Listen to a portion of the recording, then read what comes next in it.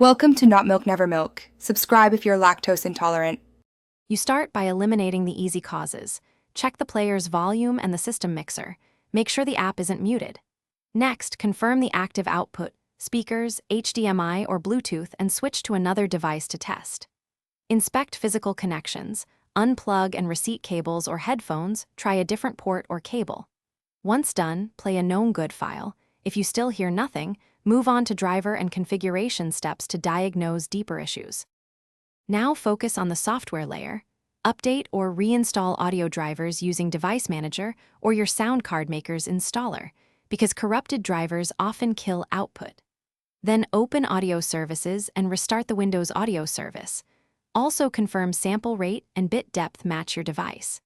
If that doesn't help, install required codecs or run the file in a different player like VLC to rule out codec problems. These steps fix mismatches. For final resolution, isolate whether it's file, app, or system. Play different formats and use another player, or plug in USB speakers or Bluetooth to see if sound appears. If a recent update caused the issue, reinstall the player or roll back drivers.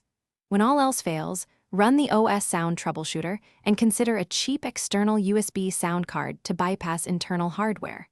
If that still fails, note the one tip: document changes and reverse them step by step to find the exact cause. Thanks for watching. If this was helpful, leave a like and consider subscribing. See you next time.